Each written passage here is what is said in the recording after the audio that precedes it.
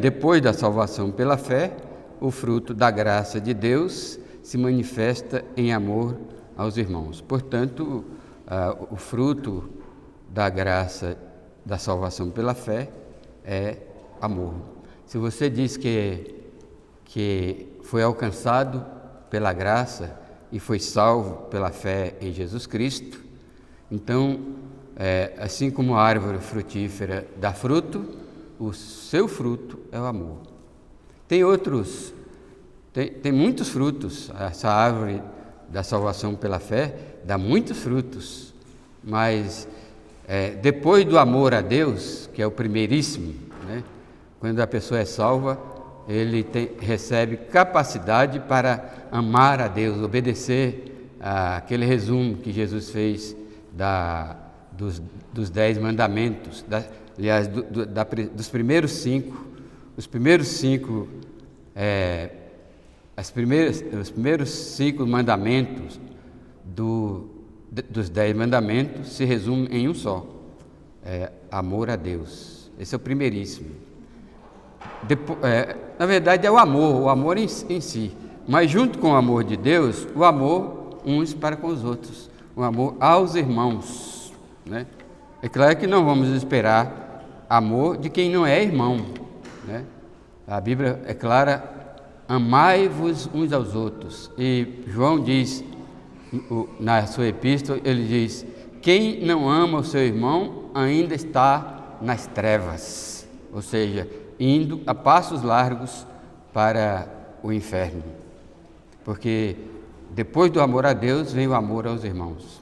Aliás, João também diz que quem diz que ama a Deus, mas não ama aos seus irmãos, é mentiroso, porque o próprio João argumenta: quem diz que ama a Deus a quem não vê e odeia seu irmão a quem vê, como pode ser? É uma contradição de termo, né? Eu amo a Deus, mas odeio o meu irmão. Lembrando-se que em João, principalmente na primeira epístola, em João, ódio é a negação do amor, né? Então, se você uma das ações do amor é o perdão, por exemplo. Se você não consegue perdoar o seu irmão, né, isso aí é a negação do amor, portanto, ódio. Porque nós conhecemos ódio, aquela atitude de ira, né, de raiva e ofensa com palavras, né, e com violência física, né? É isso que o mundo entende por ódio, mas na Bíblia ódio é negar o amor, em qualquer medida e em qualquer maneira, né? Portanto, a mensagem de hoje fala do amor fraternal, como falou da semana passada. Quem ama, cuida, né? Então, a semana passada nós aprendemos como cuidar dos nossos irmãos, né? Quem se lembra como é que se cuida dos nossos irmãos, com base na pregação de domingo passado?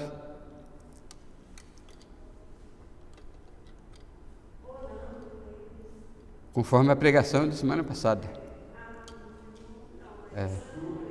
Porque tem muitas maneiras de demonstrar amor. Por exemplo, ele está...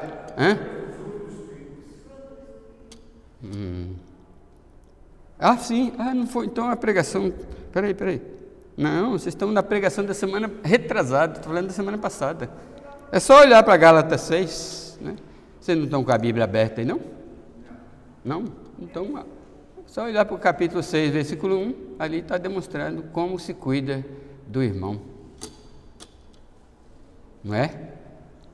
Como é que se cuida do irmão? É assim, que está ensinado aqui. Se você ama o seu irmão, cuide do seu irmão, se preocupe com o seu irmão, né? Você vai lá, quando ele peca, quando ele comete um pecado, você vai ter com ele e diz: irmão, eu te amo, Jesus também.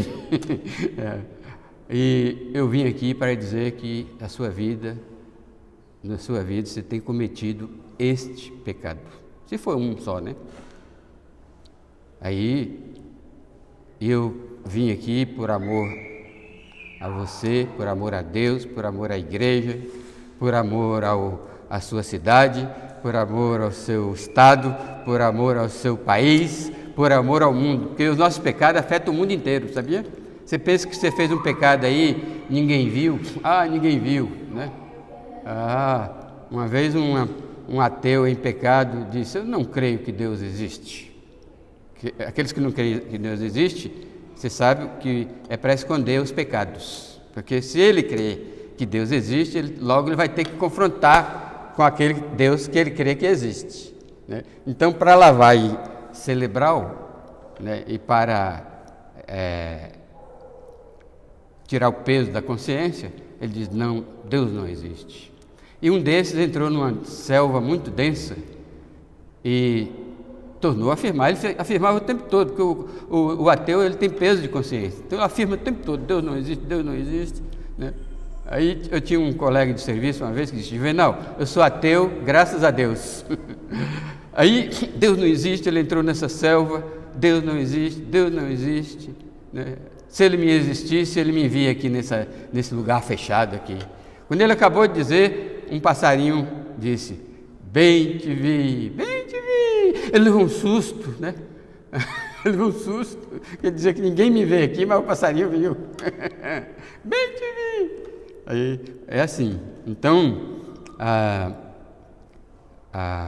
como eu estava dizendo, cuidar do irmão é ajudá-lo a sair do atoleiro, do lamaçal do pecado, né?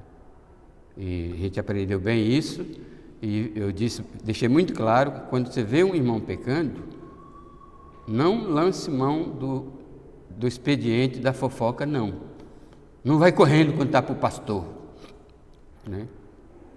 Para com isso, né? Pastor não é Deus.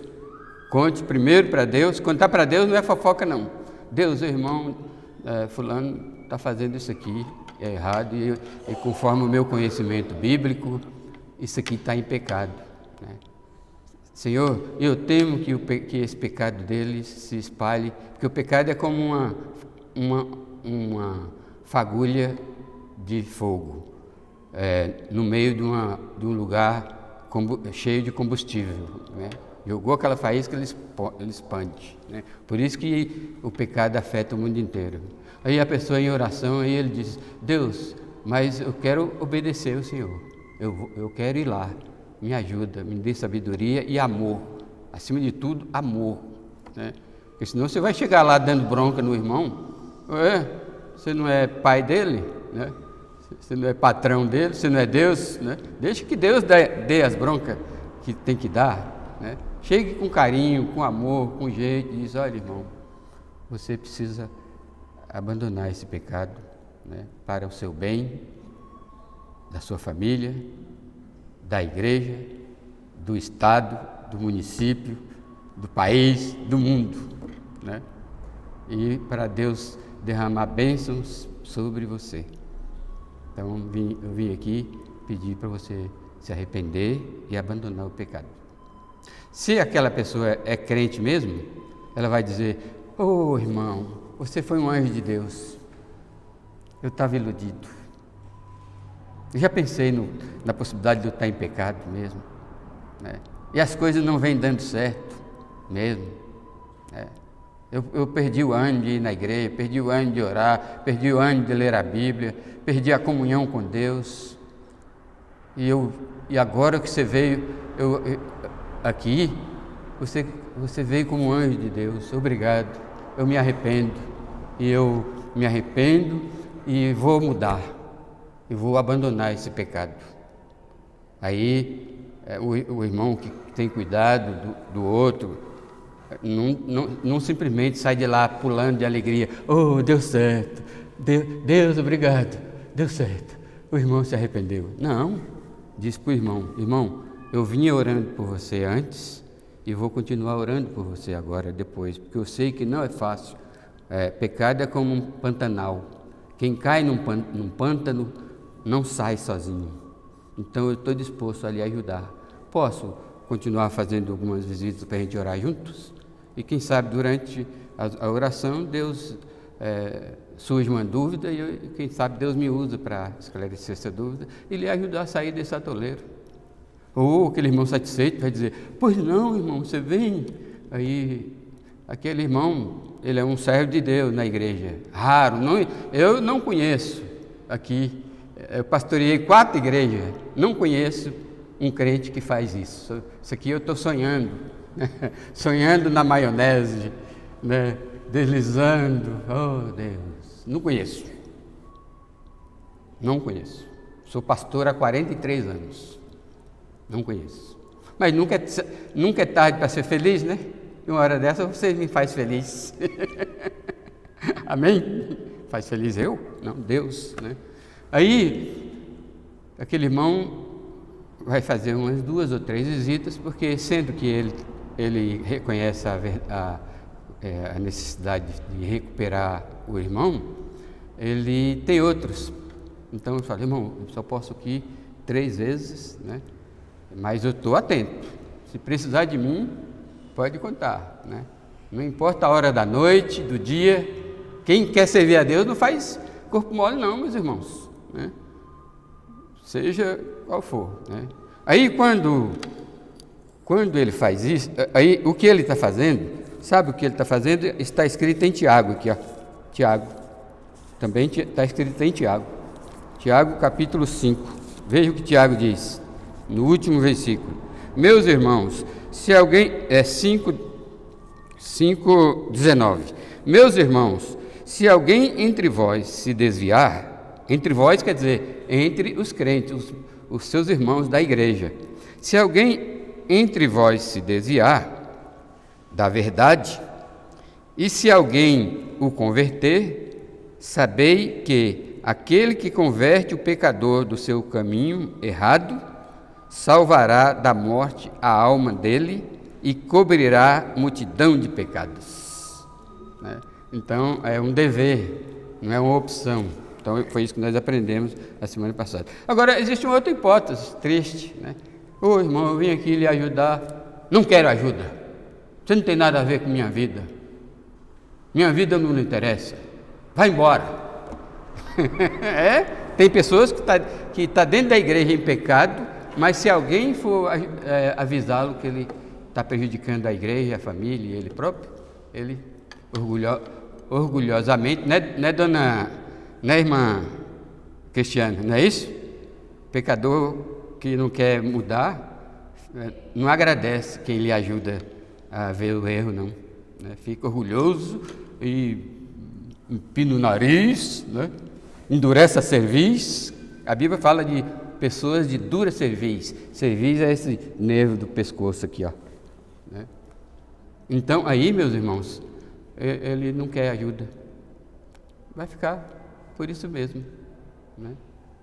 Tá certo? Outro detalhe que eu enfatizei a semana passada, que eu estou recapitulando hoje, outro detalhe, esse trabalho é só entre a pessoa, o ajudador e o ajudado. Ninguém precisa saber. É uma maneira de evitar fofoca na igreja. Ninguém precisa saber, só ele, né? E a Bíblia é clara em Mateus 18 que se alguém pecar, vai ter com o teu irmão. Se ele te ouvir, ganhaste o teu irmão, né? Quer dizer, se ele ouviu, morreu ali.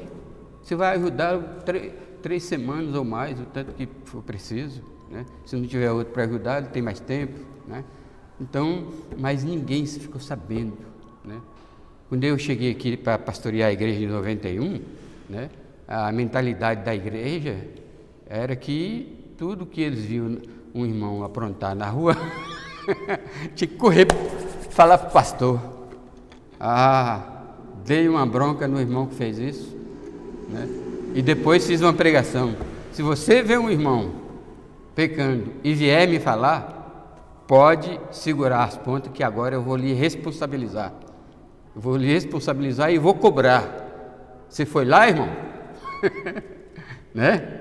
Você que tem que... Se alguém vir falar fofocar para mim, dizendo que viu algum irmão em pecado, eu vou falar: vai lá ajudar ele. Tarará. Não, você viu, eu não vi nada, né?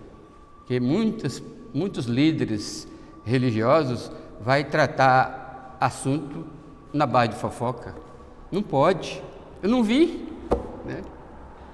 Um dia alguém ligou para mim: pastor, fulano de tal, membro da igreja, está jogando cacheta apostado com meu irmão, que é incrédulo. Cacheta é o quê? Um jogo de baralho, né? Ela dizia ser crente. Eu falei: a senhora viu, a senhora vai tratar com ele. Depois eu liguei para ela e disse: a senhora foi? Fui, pastor. Ele disse que vai se arrepender. Só que não sei o resultado até hoje. A pessoa que era membro da igreja, mas era viciada em pecado, não só esse não, não era só esse não, né? Ele não aguentou a pressão da pregação, porque o incrédulo quando está aqui na igreja, ou em qualquer igreja que prega a verdade, né? Igreja oba-oba não, festa, tudo festa, né? Mas uma igreja que prega a verdade, ele não aguenta a pressão. E quando uma vez encontrei um mineiro na casa de um pastor lá em São Paulo, membro da igreja dele. Ele estava contando uma história, aí falou assim: eu casquei fora. Eu não sabia o que era casquei fora, porque eu não tinha vindo em Minas ainda, né? Buscar ouro em pó, né? Mas quando eu cheguei aqui, foi a primeira coisa que eu ouvi, foi essa frase: cascou fora. Então, esse membro da igreja que não quer mudar, perna para que te quero, vai embora da igreja, né? Porque a pregação é forte, né? É forte para o bem do crente verdadeiro e para a glória de nosso Deus, amém? Né? Quando eu cheguei aqui também em 91, eu ia visitar as pessoas, chegar lá, conversa vai, conversa vem, eu descobria que eles estavam num pecado e tentava ajudar, né? Aí começaram a dizer: pastor Juvenal é muito duro. Eu falei: não sou duro não, é a palavra de Deus. Aí eu bolei uma estratégia. Toda visita que eu fazia, que tocava no pecado de alguém, e eu tentava ajudar com a Bíblia, na saída eu perguntava: ofendi o irmão? Fui duro com o irmão? Lhe humilhei? Comecei a falar assim, né? Ou tratei com amor, né? E respeito a sua pessoa? Ah, não, pastor, claro. Entendeu? Porque a palavra de Deus diz em Hebreus capítulo 12,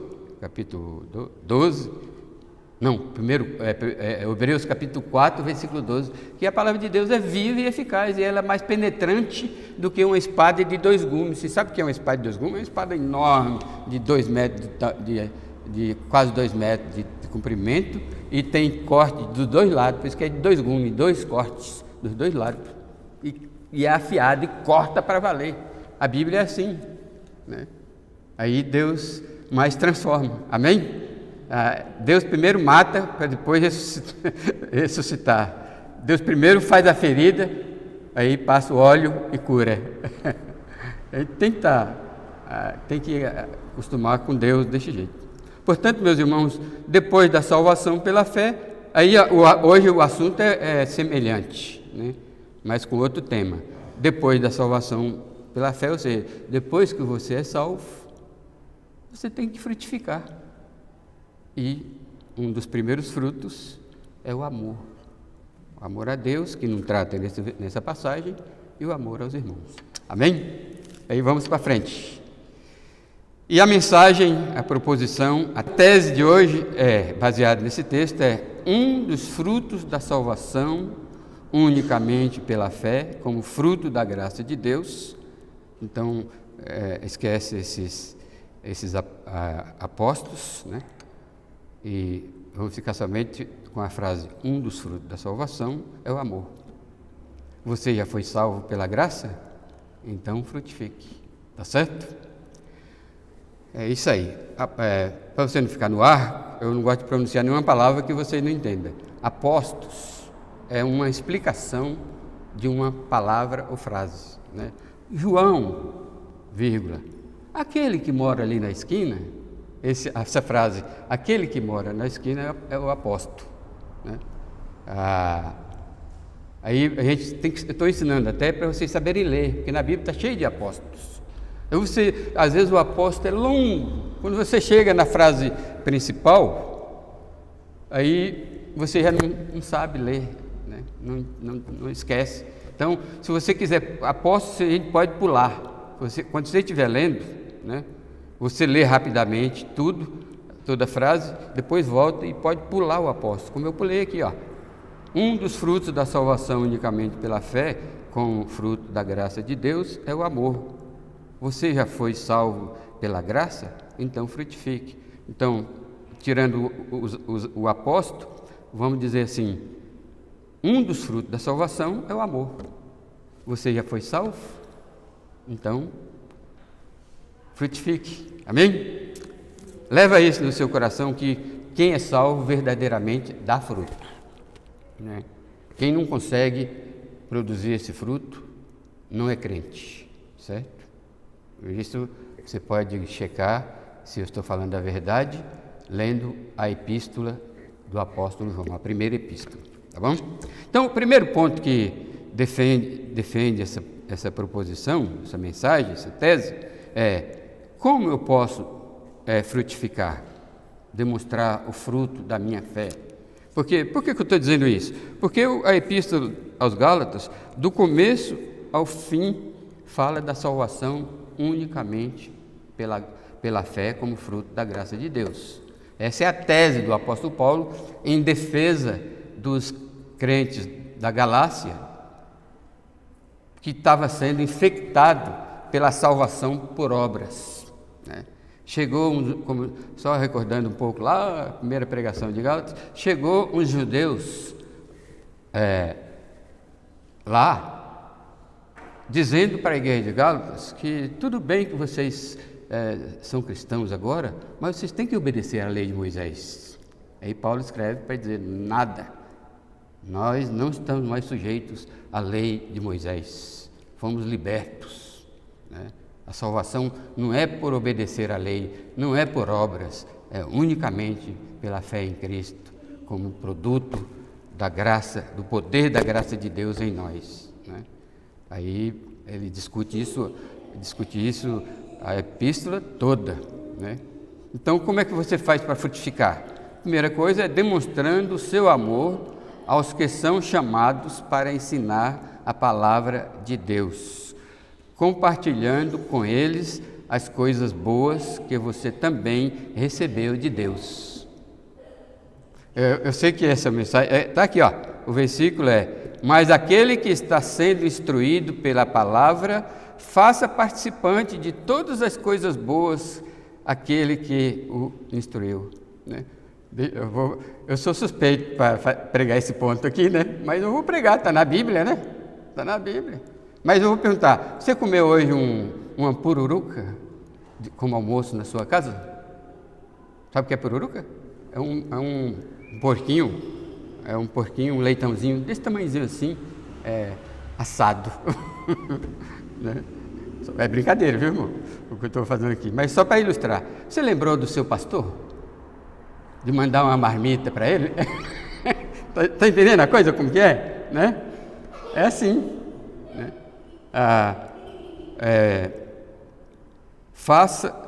Como é que é? Mas aquele que está sendo instruído na palavra, faça participante de todas as coisas boas aquele que o instrui, né? Porque aqui na nossa igreja não. Eu sempre elogio a nossa igreja desde o começo. Podia ter todo tipo de, viu, gente?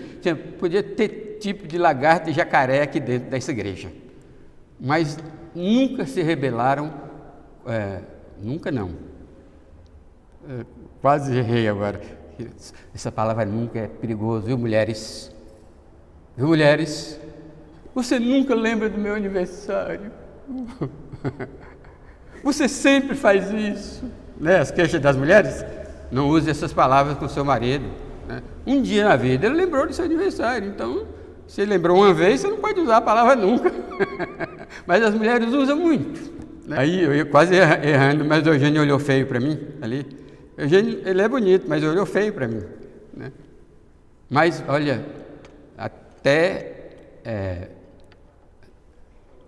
até 4 de março de 2009, é isso? 4 de março de 2009, nunca alguém tinha questionado o meu sustento. Que ele acostumou chamar oferta pastoral, mas é o sustento pastoral, o salário, né? A Bíblia diz que é digno do seu salário todo trabalhador, né? Rapaz, ninguém nunca se levantou. Pelo contrário, todos eram apoiavam, né? Uma vez eu precisei fazer o mestrado na Palavra da Vida, lá em Atibaia. Trouxe para a igreja, aliás, foi o Nilton que trouxe para a igreja, né? Nilton, meu amigo, lá de como é que cidade? Cruz das Almas, na Bahia, né? O Nilton Cardoso levou para a igreja e a igreja apoiou, né? A mim custear todas as despesas enquanto eu estivesse fazendo o mestrado lá na Palavra da Vida. Estudei 6 anos lá, né? A igreja bancou com toda a despesa, né? Uma vez estava acontecendo a conferência da Fiel e eu estava na faculdade, fazendo a faculdade de administração.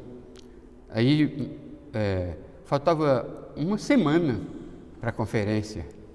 Aí o Marciano chegou para mim: pastor, você não quer ir para a conferência, não?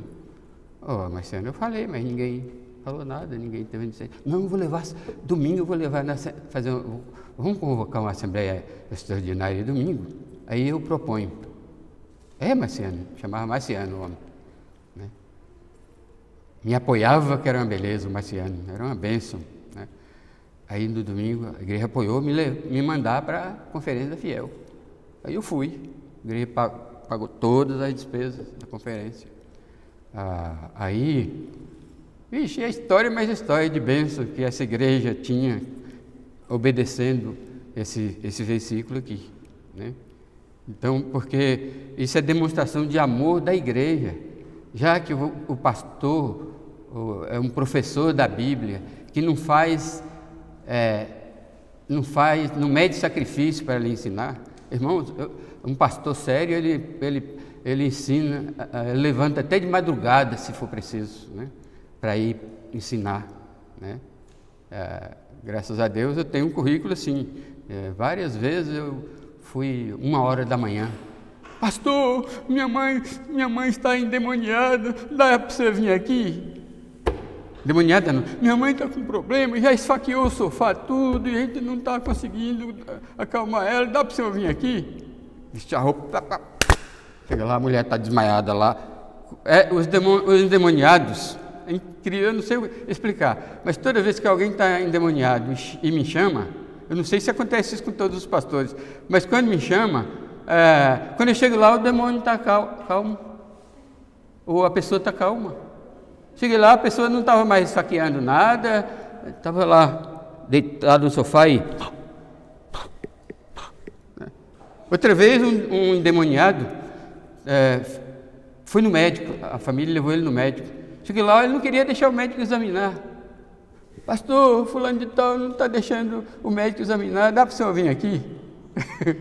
Quando eu chegava lá, o médico já tinha examinado. Nesse percurso, o médico já tinha examinado ele, né? O médico só pediu que eu fosse até o centro radiológico, né? Onde faz a radiografia, para segurar ele, porque ele não parava em pé, o demônio não deixava ele parar em pé, ele tinha perfeita saúde, né? Aí o médico me orientou a agachar, pôr a mão nas nádegas dele, para eu não ser atingido pelos raios da radiografia, né? Aí eu fiz isso, depois da radiografia, sentamos ele numa cadeira e aí ele começou a manifestar os demônios. Tinha umas 3 enfermeiras lá dentro e o médico, e a mãe e a irmã, né? Rapaz, essas enfermeiras e esses médicos da sala, deixou só eu e a família, graças a Deus. N história. Então, porque a gente não pode medir esforço para ajudar um ser humano. Foi assim que Jesus questionou com os fariseus.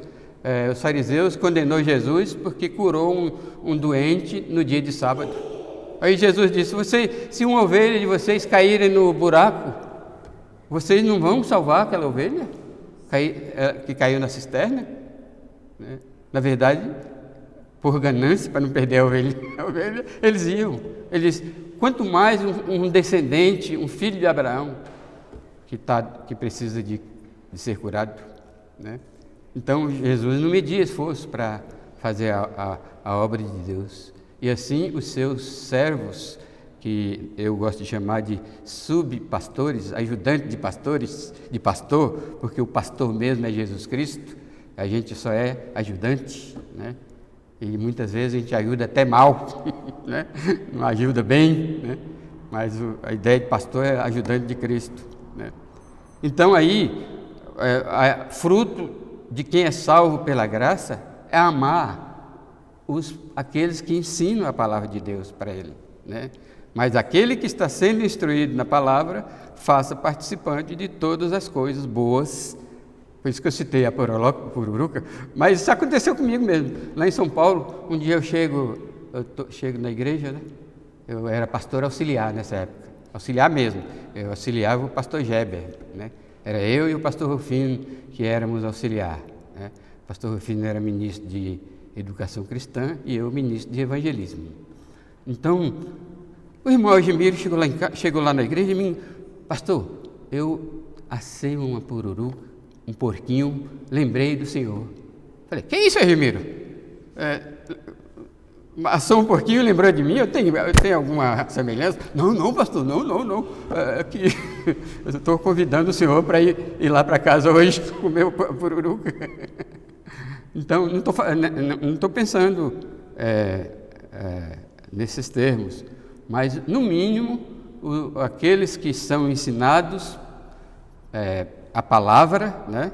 Aqueles que estão sendo instruídos na palavra de Deus, fazer participante das coisas boas, aqueles que instruem. Agora, existe igreja, eu conheço igrejas, né?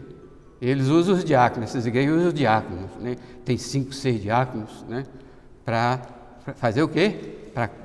Para limitar o salário do pastor. Aquela igreja aquele pastor só recebe sustento nos limites determinados pelos diáconos, né? E eles existem só para tolher o pastor das coisas boas. Mas eles não.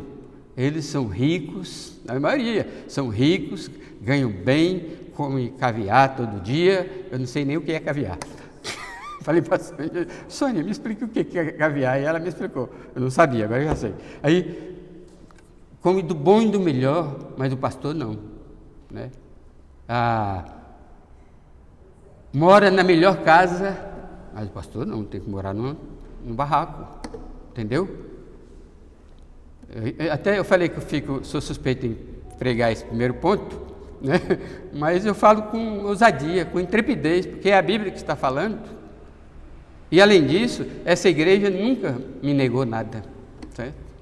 Essa igreja tem um bom testemunho de 34 anos que sempre me fez participante das coisas boas, né? Se eles comem bem, eles querem que o pastor também come bem. Se eles... todas as coisas boas, é assim que se ama aquele que ensina. Amém, meus irmãos? Está dito na palavra de Deus, não saia dizendo, viu, por aí que foi o pastor que fez cobrança para a igreja. Agora, detalhe, nunca pedi nada para a igreja. Opa, agora, Eugênio, será que esse nunca está certo? Não, que eu me lembre, eu nunca pedi nada para a igreja. Sim, quando eu vou viajar, é claro, se alguém não pede, eu falo: irmãos, eu quero participar de tal conferência, vocês me envia, né? Assim, por isso que o nunca é um problema, né? Eita! Mas eu nunca pedi aumento, né? Certo? Nunca pedi aumento. A igreja, se quer, Deus toca no coração deles, né? Se quiser, me dá um aumento. Se não quiser, fico ali confiando em Deus, que quem me sustenta é Deus, né? Então eu fico ali confiando em Deus, e Deus me ajuda, me dá sabedoria, e quem é fiel no pouco também é fiel no muito. Então Deus faz meu dinheiro render. Mas aconteceu uma coisa inédita, já que eu estou contando as bênçãos da igreja, aconteceu uma coisa inédita em 1990. O RV foi em 94? Vocês que são velhos aí, o RV foi em 94, né? Foi em 94, o governo, depois de várias tentativas de estabilização econômica do país, elaborou o RV, né? Aí as coisas eram muito difíceis para mim, né? A igreja me pagava, o sustento da igreja era pequenininho, né? Aí eu comprei uma mobilete para buscar a Lore na escola, porque a mobilete é mais econômico, né? Aí um dia, eu e a Sônia, a Lore era criança ainda, vamos entrar num consórcio? Mas a gente não tem dinheiro para pagar a primeira parcela. Não, vamos vender a mobilete, né? Aí vendemos a mobilete dava para pagar 2 prestações e meia. Aí a nossa ideia é, vamos pagar as 2 prestações, se na terceira prestação do consórcio não tiver como,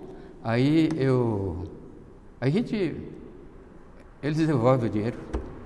Ilusão, porque eles devolvem só no final eu não sabia dessa, né? Eles só devolvem só no final do grupo, né? Mas aí fomos, oramos e fomos. Vendemos a mobilete, paguei a primeira prestação de um Uno, Fiat Uno, né? Aí tal, e fomos, pagamos pagamos, isso era outubro, pagamos outubro, novembro, em dezembro era a hora do vamos ver, ou tem a terceira prestação ou não tem. Aí ia cair naquele planejamento nosso, eles não vão devolver. Aí uma irmã, eu não vou entrar em detalhe não, essa irmã sugeriu para a diretoria da igreja aumentar o meu salário para 10 salários mínimos. Eu ganhava 3 ou 4, não me lembro. Aí Deus abençoou, eu pude pagar as prestações do consórcio suavemente. Entendeu como Deus faz essas coisas? Mas não pedi. Inclusive ninguém sabia, não contei para ninguém na igreja que eu estava fazendo, que eu tinha feito o consórcio, ninguém sabia. Aliás, continua não sabendo, o consórcio era de 4 anos, até o terceiro ano, mais ou menos, ninguém sabia, né? Um dia, um futriqueiro que tinha aqui, Eugênio, futriqueiro, descobriu, não sei como foi, pastor, o senhor está pagando um consórcio? Falei, quem te falou? Nunca falei para ninguém. Para ninguém. Ele descobriu. Falei, estou esperando ser sorteado, né? Porque se eu vender o meu carro velho, não vai dar para dar lance. E é assim que Deus sustenta, né? Mas aí, né, quando ele falou isso, já fazia 1 ano que a igreja tinha aumentado o meu sustento. Estava pagando suavemente o consórcio. Então é assim, o pastor nunca deve ser aquele que trabalha por dinheiro, né? Está escrito isso, eu preguei? Não, esses dias não. 1 Pedro capítulo 5, né? Que o pastor não deve pastorear por sorte da ganância, né? Primeiro porque pastor não precisa ficar rico, né? Eu não preciso de um avião, não preciso de um teco-teco, não preciso de um Landau. Landau é antigo, né? Landau. Lembra do Landau? Ei, vocês são jovens demais, não lembram nem daquele carrão chamado Landau, né? Aí, como é bom ser velho, né? Aí, eu preciso de um carro que me leve para onde Deus me mandar, né? Quando eu preciso ir para São Paulo, o carro me leva, né? Você é membro da igreja, né? Então, ele é outra maneira de apoiar, né? Fazer cursos, né? Então, as pessoas me veem, pela graça de Deus, com uma performance intelectual desenvolvida, mas eu devo isso à igreja aqui, né? Porque quando eu fazia o curso de administração, um colega do curso de administração que frequentava uma igreja aqui em Uberlândia, né? Uma igreja presbiteriana em Uberlândia, ele dizia para mim, meu pastor sonha em fazer um curso superior, além do de teologia que ele já tem, mas a igreja não apoia. Não falei nada, mas fiquei muito triste. Como é que a igreja não apoia o pastor a se desenvolver intelectualmente para poder ajudar os membros da igreja? Né? Então, eu dou centenas de graças a Deus por essa igreja, que sempre me apoiou, né? Como eu já disse, quando eu chegava, eu quero ir participar de tal conferência, os irmãos me apoiam, não tinha discussão, entendeu? E resultado, eu estou falando para a glória de Deus, o resultado é o meu desenvolvimento espiritual e intelectual, né? E vou em frente, né? Até alguém perguntou, pastor, depois do doutorado você vai fazer pós-doutorado? Eu falei, não, vou aprender a tocar violão. O segundo ponto é, você vai demonstrar fruto. Ao demonstrar o seu amor, você também está semeando, tendo em vista uma futura colheita. Então, cuidado com o que você está semeando, porque diz aqui o versículo, o quê? Versículo 7. Não vos enganeis, de Deus não se zomba, pois aquilo que o homem semear, isso também se fará. O que Paulo, por que esse texto Paulo, mesmo inspirado pelo Espírito Santo, mas a história da inspiração da palavra de Deus não ensina que Deus não elimina o caráter, a personalidade e o preparo daquele que ele está usando para escrever a Bíblia. A Bíblia é inspirada, mas Deus deixava o apóstolo, o profeta, usar a sua inteligência, que também vem de Deus, para impregnar. A inteligência do apóstolo, do profeta, está impregnada nos textos que ele escreve. Capítulo 2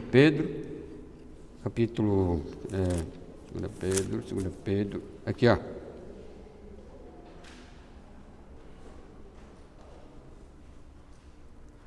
Versículo 16, porque não vos demos a conhecer o poder e a vinda de nosso Senhor Jesus Cristo, seguindo fábulas engenhosamente inventadas, mas nós mesmos fomos testemunhas. Pois ele... Não é aqui? Ah, sim, não, é 3, né? E tende por, versículo 15, e tende por salvação a longanimidade de nosso Senhor, como igualmente o nosso amado irmão Paulo, vos escreveu segundo a sabedoria que lhe foi dada. Essa sabedoria aqui era tanto espiritual como intelectual. Ao falar acerca desses assuntos, como de fato costumava fazer em todas as suas epístolas, nas quais há certas coisas difíceis de entender, que os ignorantes e instáveis deturpam, como também deturpam as demais escrituras para a própria condenação deles. Então Pedro achava difícil entender os escritos de Paulo, né? E uma vez Paulo estava dando depoimento para o rei Agripa, na presença de Berenice, sua esposa, e na presença do procônsul Paulo Sérgio, né? E Paulo começou a elaborar a sua defesa e falou tão bem que o rei Agripa disse: Saulo, as muitas letras te fazem delirar, né? Que Paulo era um orador de mão cheia, né? Muito inteligente e sabia falar, né? Então, muitas vezes, né, aí Paulo, por que eu estou explicando isso? Porque o texto é coerente, os textos de Paulo tem começo, meio e fim. Todo texto que se preze tem começo, meio e fim. E todos os escritores sabem disso, né? E primam para que esse texto tenha começo, meio e fim, para que o povo entenda, tá certo? Então, por que Paulo fala fazer participantes de todas as coisas boas aqueles que ministram a palavra. E agora ele diz: não vos enganeis, de Deus não se zomba, pois aquilo que o homem semear, isso também se fará.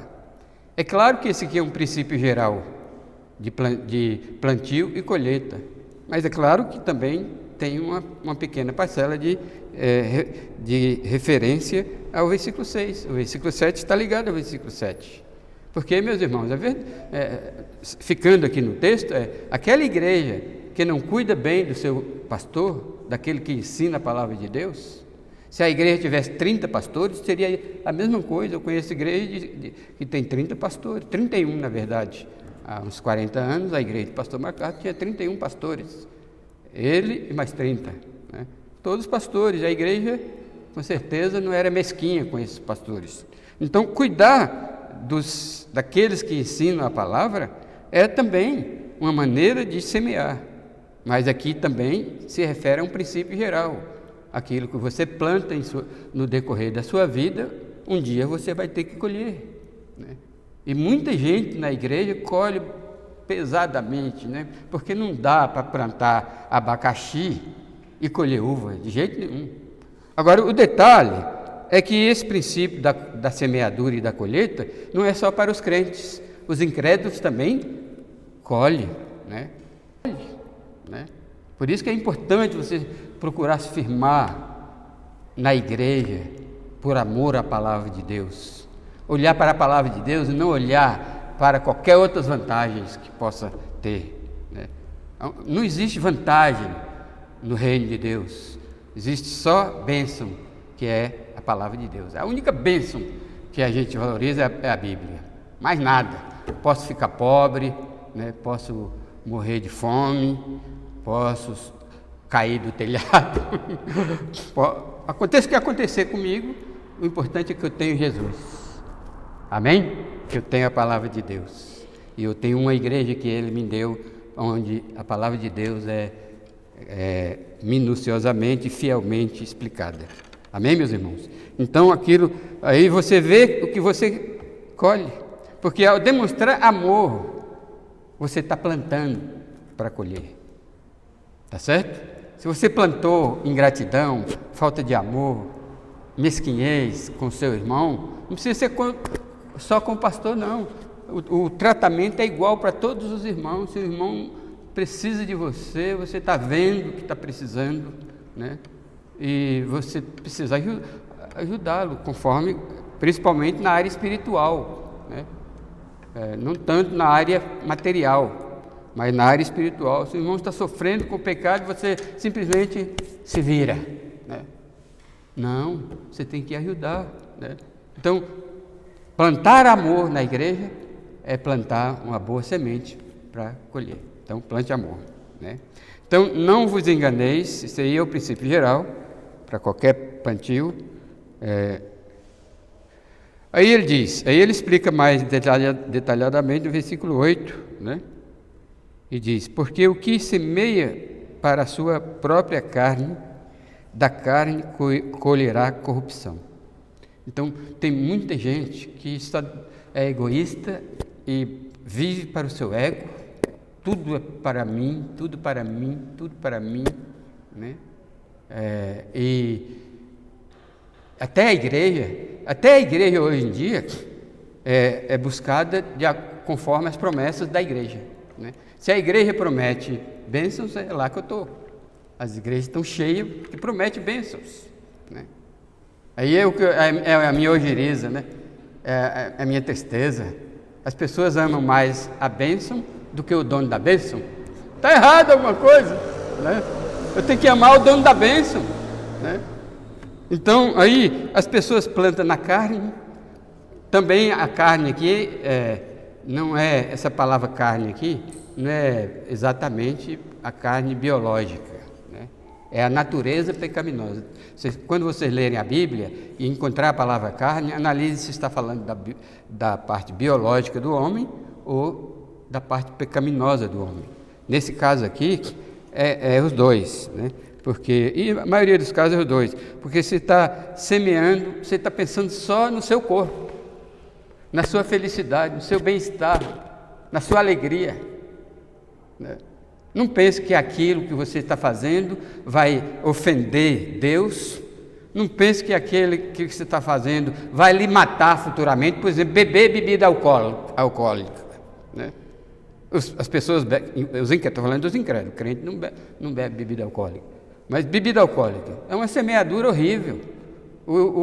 Aquele que bebe bebida alcoólica, seja qual for, a quantidade que for, porque existe igreja aí ensinando que existe bebida social. Não existe. Eu nunca vi uma pessoa que é alcoólatra hoje que não começou por um cálice, né? Ele não começou bebendo uma garrafa, né? Todos começam a beber num cálice. Acontece que, aqui agora já vou dar uma instrução para você, para seu benefício. Se você é crente e acha que se beber um pouquinho de vinho não tem problema, cuidado. Pode até não ter problema, mas pode ter, porque você não sabe se o seu corpo, que tem pessoas que o corpo é predisposto ao alcoolismo. Se ele bebe o primeiro cálice, já era. Ele vicia, ele quer beber o segundo, o terceiro e de repente ele está bebendo uma grade de cerveja, né? E a cerveja não dá, ele pula para o uísque. O dinheiro acaba, ele pula para a cachaça, que é mais barato, né? E é igual o drogado, né? O drogado já não segue o mesmo princípio. Todo, tendo predisposição ou não, experimentou a droga, você fica viciado. Agora o álcool, né? Eu não sei se o cigarro, mas o álcool é assim. Bebeu, se seu corpo estiver predisposto ao alcoolismo, você vai ficar alcoólatra inevitavelmente. Por isso que não existe bebida social. O que existe é Provérbios capítulo 25, que diz assim: não olhes para o vinho quando ele escoa no copo, como ele se mostra vermelho, porque no final ele lhe morderá como uma cobra, né? E tem outros exemplos no Provérbios. Mas o meu assunto não é o alcoolismo, mas é uma das semeaduras que a pessoa colhe barbaridade, né? No mínimo ele vai colher uma cirrose no fígado, no mínimo, e vai morrer, né, daquilo. Morrer não é o problema, né? É para onde ele vai depois da morte. Ele vai para o inferno, né? Aí o crente tem outras. O crente também planta mal, né? Planta falta de amor, planta indiferença com a palavra de Deus, né? Estou nem aí o que o pastor Juvenal está falando, né? Ele é radical. Ele parece ser dono da verdade. Já fui chamado aqui de dono da verdade aqui em Uberlândia, né? Não, prego a palavra de Deus, meus amados, para o seu bem, para a glória de Deus. Então, aquele que planta na carne colherá corrupção. É claro, ele tá pensando só na sua natureza. Aí a corrupção, o pecado, certos plantios é como AIDS. O aidético, ele não morre de AIDS, ele morre de tuberculose, ele morre de problemas cardíacos, ele morre de pneumonia, ele morre de muitas outras doenças. O que é AIDS? A AIDS é a falta de proteção, né? A doença da AIDS, ela elimina os anticorpos, né? Que o nosso corpo Deus colocou anticorpos para rejeitar as doenças, né? É tanto que os que morreram na Covid eram aqueles que não tinham anticorpos, né? Não tinham resistência, né? Aí morreram. Aqueles que tinham resistência pegaram Covid, lutaram e sobreviveram. E alguns nem pegou, né? Aliás, é uma das coisas que eu louvo a Deus o tempo todo. Nenhum de nossos irmãos da igreja pegou Covid. Pegou, mas sarou, né? Quem pegou, sarou. O Lucas, o Eugênio, né? Pegou, mas sarou. Mas eu não peguei, graças a Deus. E ia para todo lugar, né? A ceia. É isso aí, meus irmãos. Então, por último aqui, diz que sua demonstração de amor é testada pela perseverança. Aí diz: não se desanime ao fazer o bem, as portas da eternidade se abrirá para você. Aí Paulo diz: e não nos cansemos de fazer o bem, porque a seu tempo ceifaremos, se não desfalecermos. A palavra aqui é se não cansarmos, né? Se não desanimarmos, né? Não nos cansaremos, não desanimemos. Se não desfalecermos, é cansar ao ponto de desistir. Então, irmãos, seja o que for, enquanto você puder arrastar, faça o bem. Não dê desculpas. Não vou na igreja hoje não. Faça força, né? Meu pastor dizia: a vida é dura para quem é mole. Né? Faça força, pede a força a Deus. A Bíblia diz em Isaías 42 que os que confiam, os que esperam no Senhor, renovarão as suas forças, subirão com asas de águia, caminharão e não se cansarão, correrão e não se fatigarão. Deus dá força, né? Então, e não nos cansemos de fazer o bem, porque a seu tempo colheremos, né? Então Paulo de novo volta à ideia da semeadura e da colheita. Se não desistirmos, não desanimarmos. Por isso, enquanto tivermos oportunidade de fazer o bem é o que não falta, né? Vocês estão fazendo bem aqui hoje. Está vindo ouvir a palavra de Deus para se preparar para viver um mundo mal lá fora.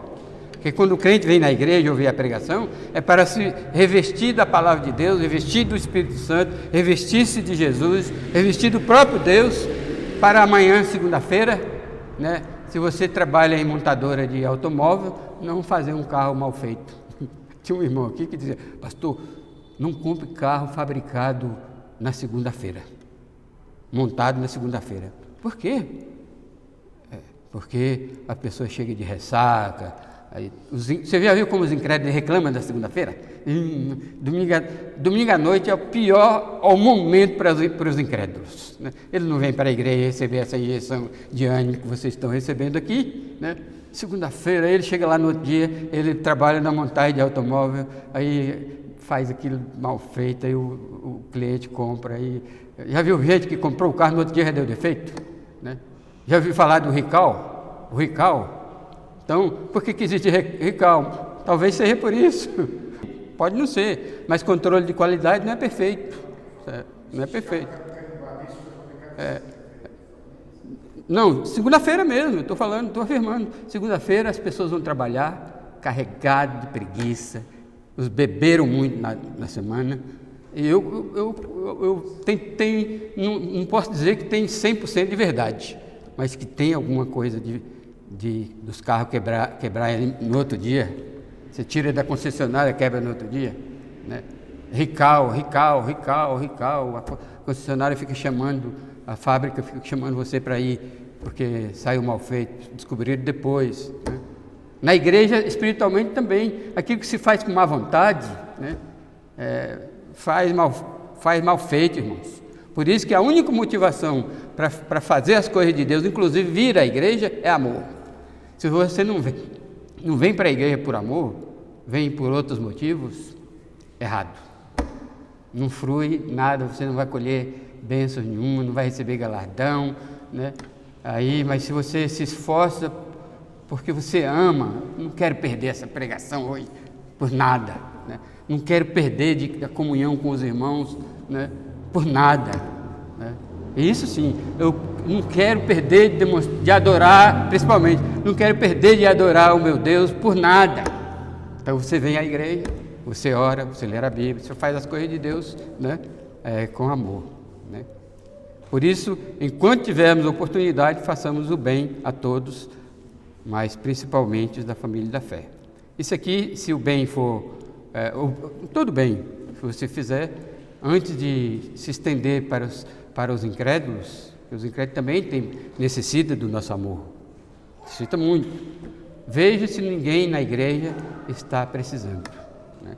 Quando você ajudar todos os irmãos da igreja, né, e não tiver mais ninguém precisando na igreja, aí se surgir um amigo incrédulo que está precisando, você vai demonstrar amor por ele também. Então isso também é plantio e colheita. Amém, meus irmãos? E finalmente, ser salvo unicamente pela fé como fruto da graça de Deus, não o isenta de semear coisas boas no poder da graça de Deus. Pois somente as obras realizadas na dependência do Espírito Santo serão aceitas e reconhecidas como fruto de salvação.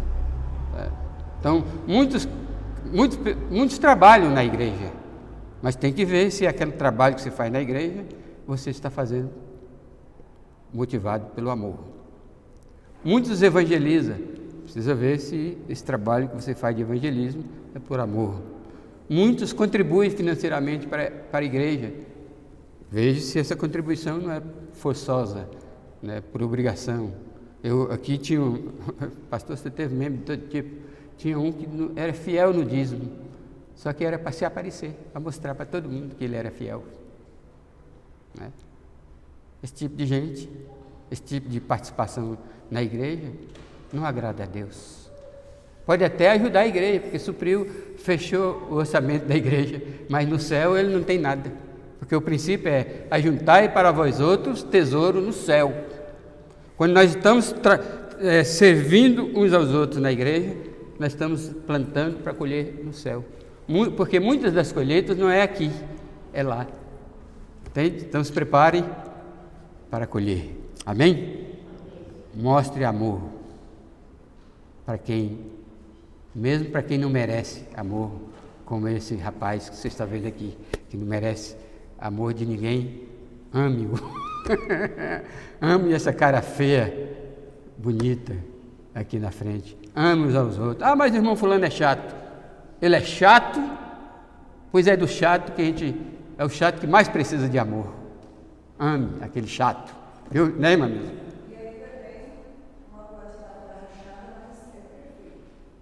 Amém? Vamos celebrar a ceia?